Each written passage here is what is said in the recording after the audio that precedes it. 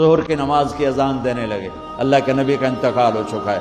جب اشہد ان محمد پر پہنچے تو روتے روتے روتے آواز بند ہو گئی اور جلدی سے اذان پوری کر کے نیچے آئے، کہا آج کے بعد قسم اٹھاتا ہوں اذان نہیں دوں گا، میرا نبی نہیں ہے تو اذان بھی نہیں ہے۔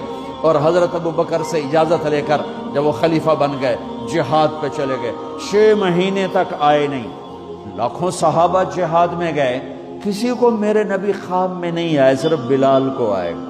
بلال یہ کیا بے وفائی، ہم سے ملنا ہی چھوڑ دیا، ہمارے پاس آنا ہی چھوڑ دیا۔ آنکھ کھلی تو ان کو یوں لگا جیسے اللہ کے نبی زندہ بلا رہے ہیں، یا رسول اللہ میں آ گیا، یا رسول اللہ میں آ گیا۔ اور اسی وقت اونٹنی کو بھگایا۔ 21 دن کا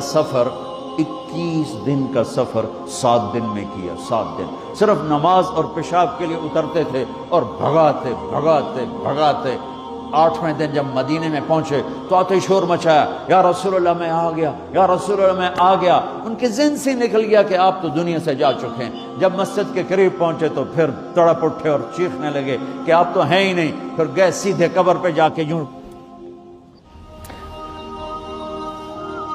قبر کو لپٹ گئے، یا رسول اللہ میں تو آ گیا ہوں، آپ کہاں ہیں؟ یا رسول اللہ میں تو آ گیا ہوں، آپ کہاں ہیں؟ یا رسول اللہ میں تو آ گیا ہوں، آپ کہاں ہیں؟ بے قراری میں روئے جا رہے ہیں، میں تو آ گیا ہوں، آپ کہاں ہیں؟ میں تو آ گیا ہوں، آپ کہاں ہیں؟ ہے نماز کا وقت داخل ہو گیا۔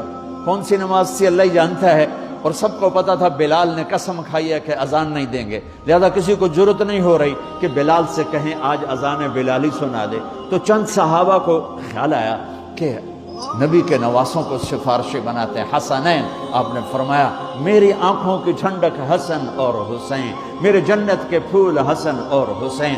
تو صحابہ آئے بچوں کے پاس، حسن حسین، کہ بچوں آج کسی کی نہیں چلے گی، تم بلال سے کہو اذان دے۔ تو یہ دونوں ننھے منھے بھائی، حسن 7 سال کے، حسین 6 سال کے، 10 مہینے کا فرق تھا دونوں بھائیوں میں۔ چچا ایک درخواست کہ میرے ماں باپ آپ پہ قربان، آپ درخواست کیوں کہہ رہے ہیں؟ آپ امر کریں، آپ حکم کریں۔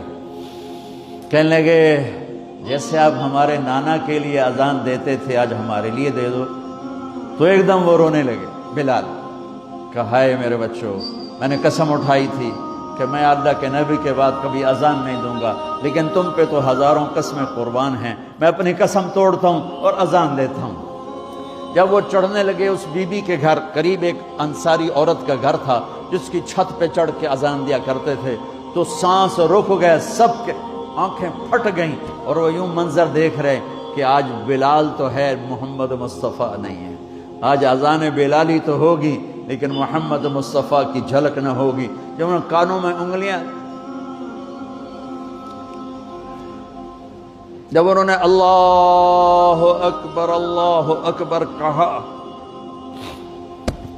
تو مدینے میں گھر گھر ماتم بچھ گیا، عورتیں بھی چیختی ہوئی گھروں سے باہر نکل آئیں، سارے مدینے کی گلیوں میں چیخ و پکار مچ گئی، اور یوں سب کو لگا جیسے محمد مصطفیٰ زندہ ہیں اور ان کا زمانہ ہے، لیکن آپ تو جا چکے تھے۔ یہ بلال کو جو رتبہ میرے رب نے دیا، یہ غلامی مصطفیٰ کی وجہ سے دیا ہے۔